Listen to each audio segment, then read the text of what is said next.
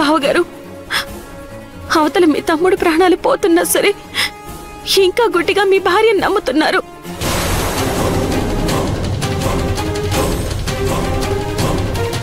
ఎప్పుడు లేనిది ఎంతో ప్రేమగా నా దగ్గరికి వచ్చి తీసుకెళ్లి ఈ ప్రసాదం మాధవ్కి పెట్టు అన్నప్పుడే నాకు అనుమానం వచ్చింది.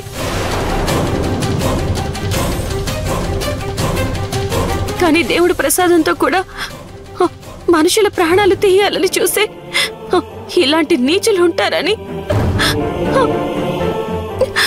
నా భర్త ప్రాణాల్ని నా చేత్తో తీయించి కుట్ర చేస్తారని నేను ఊహించలేదు బావగారు. భూమి,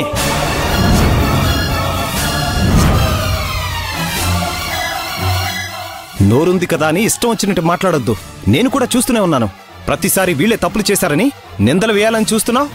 అవును బావగారు, వీళ్ళ తప్పులు 1, 2 కాదు, ఇప్పటికే చాలా తప్పులు చేశారు.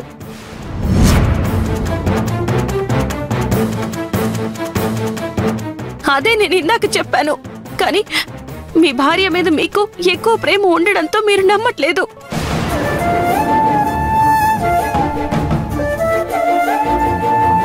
చివరికి ఈరోజు మీ తమ్ముడి ప్రాణాలు తీయాలని చూసినా సరే మీరు అస్సలు నమ్మట్లేదు. బావగారు, వీళ్ళిద్దరూ మామూలు మనుషులు కాదు. నా ప్రాణం కూడా తీయాలని చూశారు. నన్ను నా భర్తని విడదీయాలని చూశారు. చివరికి ఆయన్నే లేకుండా చేయాలని చూశారు.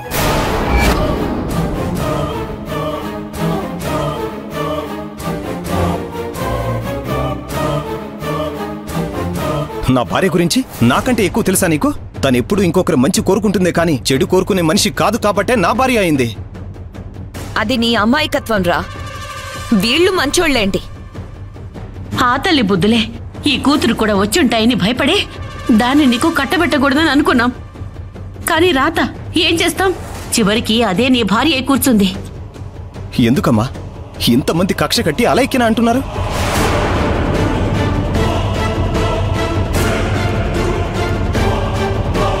నా కర్మ బావా, నా కర్మ. అందరితో మాటలు పడాలని నాకు రాసి పెట్టింది.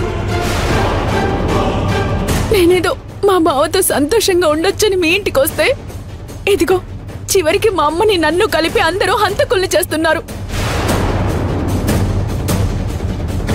అలేఖ్య, నిన్ను ఆల్రెడీ చాలాసార్లు క్షమించాను. కానీ క్షమించిన ప్రతిసారి మళ్ళీ అదే తప్పు చేస్తూనే ఉన్నావు. చివరికి ఈరోజు నా మాధవ్ ప్రాణాలే తీయాలని చూసావు. రేపు నీకు అవసరం అనుకుంటే, నీకు అడ్డు అనుకుంటే బావగారి ప్రాణాలు తీయడానికి కూడా ఏ మాత్రం వెనకాడవు. ఇప్పుడు అది ఆయనకు అర్థం కాకపోయినా రేపైనా సరే నీ కుట్రలు కుతంత్రాలతో ఆయనకి ప్రమాదం జరిగిన రోజు ఖచ్చితంగా అర్థం అవుతుంది.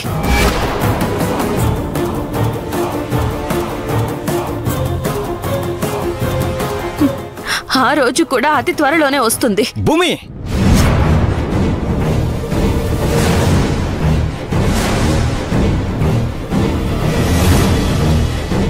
తప్పే ఉంది రాఘవా. ప్రేమించడం తప్ప ప్రాణాలు తీసే కుటుంబంలో తను పెరగలేదు. అసలు నా బిడ్డకి ఆ కర్మేంటయ్యా?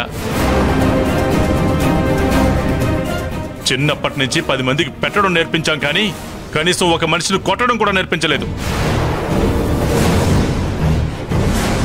నీ ఇంటికి వచ్చిన దగ్గర నుంచి నా కూతురు తప్పు చేసిందని అంటున్నారు.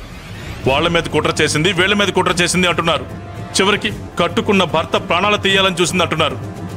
ఈ మాటలు పడ్డానిక నా కూతుర్ని నీ ఇంటికి పంపించింది.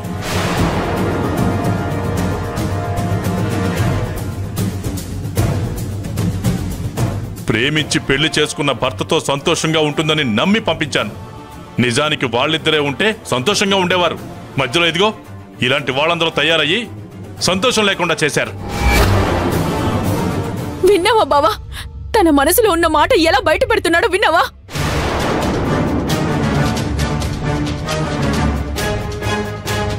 నీ నుంచి నీ తమ్ముడిని విడదీసి వేరు కాపురం పెట్టించడం కోసమే మొదటి నుంచి ఈయన కుట్ర చేస్తున్నాడు.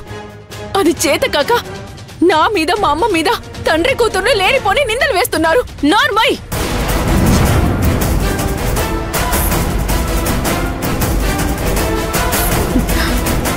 నా మాధవ్ ప్రాణాలు తీయాలని చూసిన మిమ్మల్ని ఇంకా క్షమించి వదిలేశానంటే బావగారి భార్యవన్న ఒకే ఒక్క గౌరవంతో.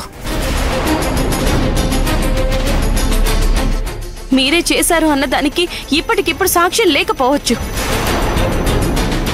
కానీ ఆ దేవుడి సాక్ష్యం ఖచ్చితంగా ఉంటుంది.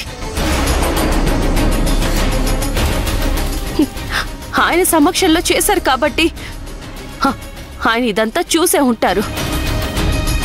దానికి శిక్ష మేం వేసినా వేయకపోయినా ఆయన వేస్తాడు, మీరు ఖచ్చితంగా అనుభవిస్తారు.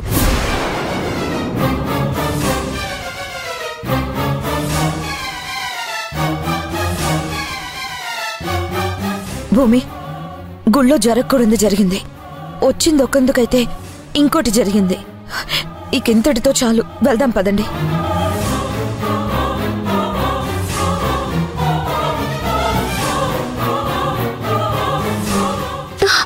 మాధవ్, మాధవా,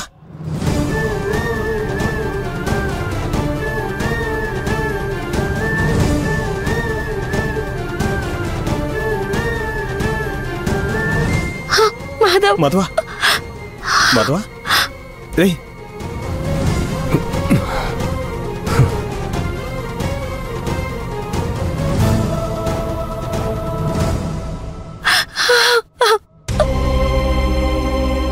ఒరే, నేను నిన్ను కడుపును మోసి నీకు ప్రాణం పోస్తే ఈరోజు దేవుడి దగ్గర నిప్పుల గుండం తొక్కి మళ్ళీ నీకు ప్రాణం పోసిందిరా నా కోడలు.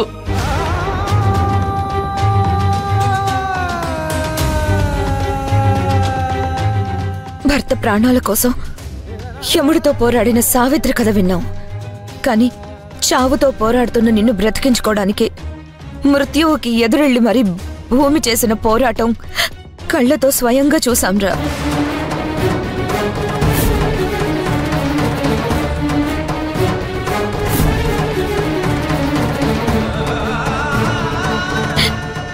సరిగ్గా కాలు కింద పెట్టి నడవడం కూడా తెలియని భూమి నీకోసం బగబగ మండే నిప్పుల పైన నడిచిందిరా.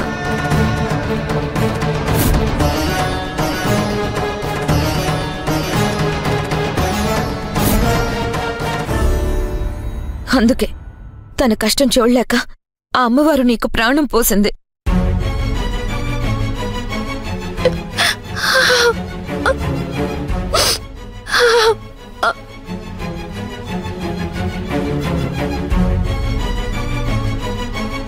మాధవ్, ఇక్కడే ఉన్నాను అందరూ.